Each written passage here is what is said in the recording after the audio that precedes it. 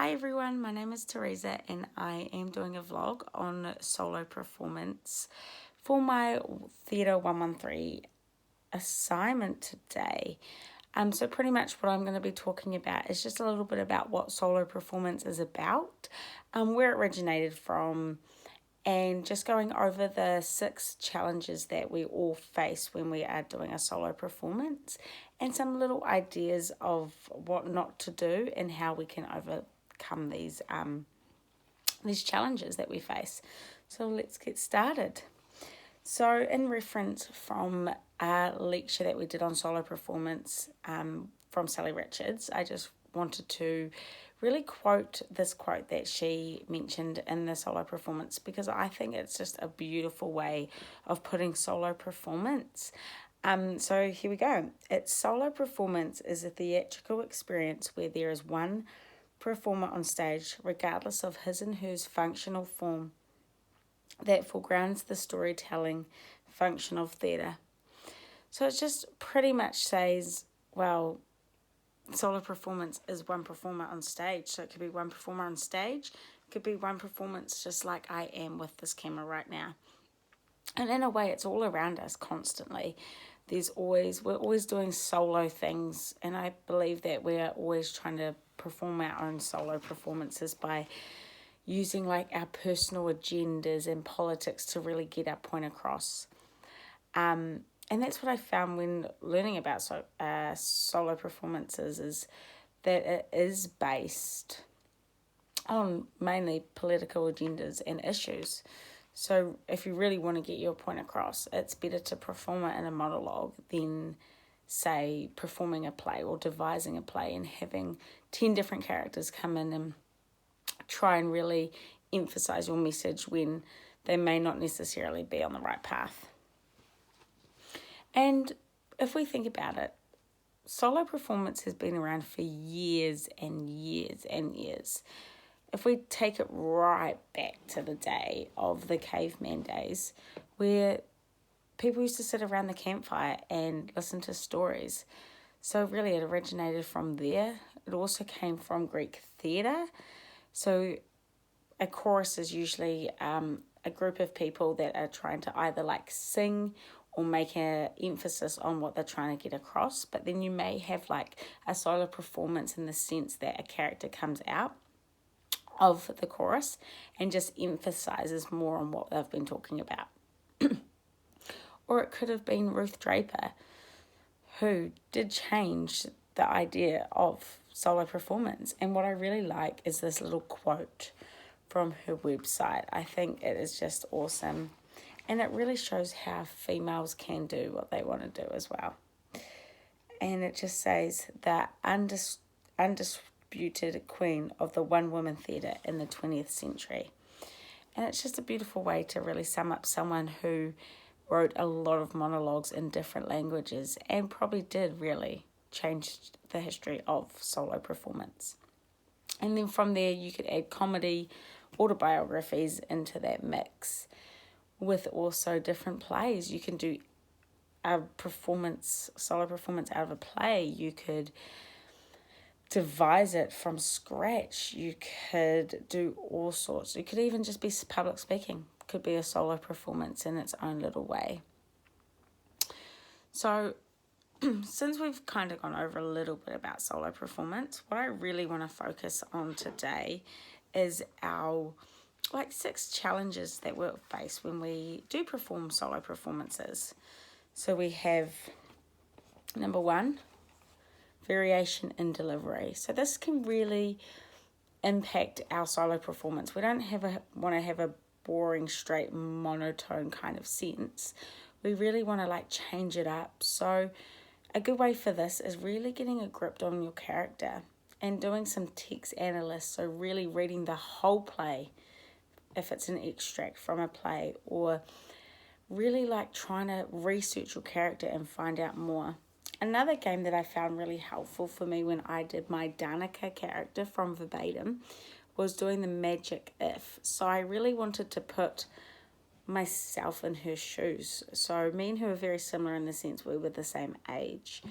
And she was also a big sister, and I'm a big sister to two brothers. So I just kind of put in my head, what if my brothers did that? And just really wanted to get that feel of how would I feel if that was me in that sense. The second one is really understanding your form and style.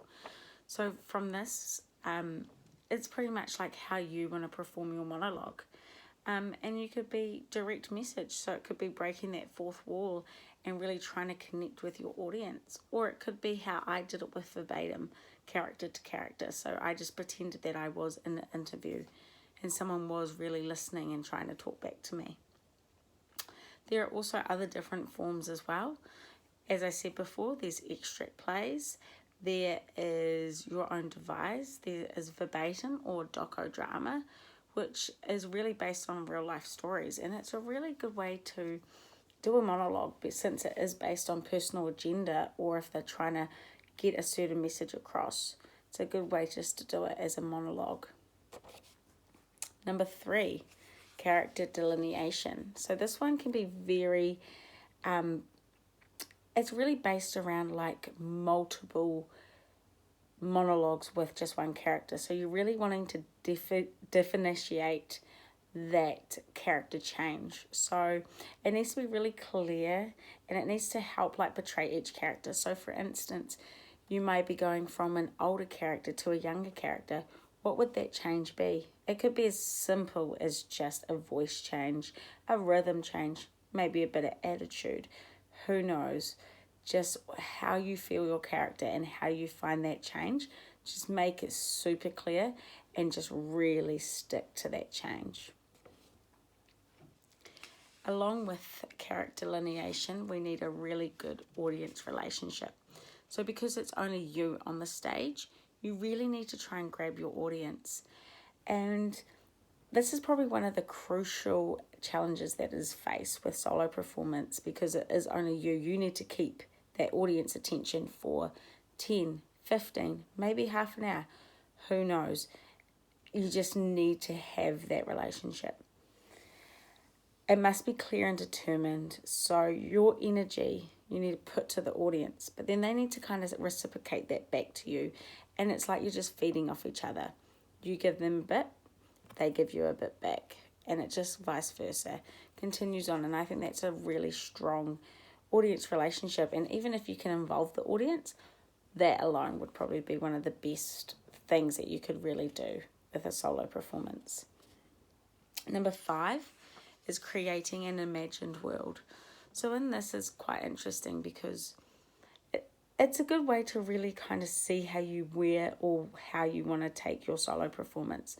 So for me, I really did use this when I was doing my verbatim research and also researching my character. So I just sat down one night, just thought, how would I want to portray Danica? And instantly just thought smoking. And that's just kind of what I got from her character. She had to have a rough background. You know, she grew up in a broken home. You know, just a lot of other things that just really, just smoking instantly came to me. So I can't even really go further with that. I think it is important to really just sit back and imagine what you want your character to be, or how you really want to portray your character. And I think a lot with this too is, over the last 20 years with solo performance becoming so much more popular, I think basing it on today's issues that we have with bullying or gay lesbian relationships, global warming, just to name a few, that's a really strong way to really get our point across is through solo performance.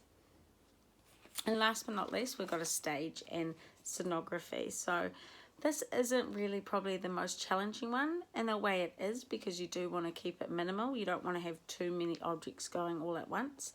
Because really with solo performance, it is based on storytelling. That's all it is you want to try and get your point across from the play. With mine, with verbatim, smoking was pretty much just what I wanted as my scenery in an interview type room. Pretty basic, just really wanting to get my idea or my way of trying to portray Danica across. And you can play it up however you want.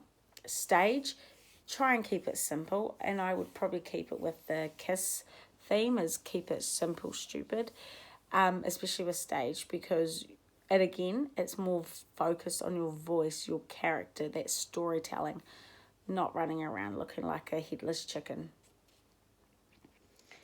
And to kind of finish it all off, I do just really want to say that I think preparation is one of the biggest things that comes along with solo performance. And there was a quote from Sam Bunkle. In solo land, it's all about you. And this can be the challenge. It can be terrifying knowing that you're alone and no one can save you. If you pay too much attention to such thoughts, it can have a crippling effect. So preparation is key for the confidence required to carry it through. And I think preparation, hands down, is the number one thing you need for solo performance. The more comfortable you feel with your character and your performance, the easier it is to play around, because really, playing around and acting is meant to be playful. And I believe that you can learn a lot just by playing around with a solo performance. So I just want to thank you for listening, and I hope that you get some cool little tips and tricks from this little vlog, and I hope it helps you with your future studies. Bye.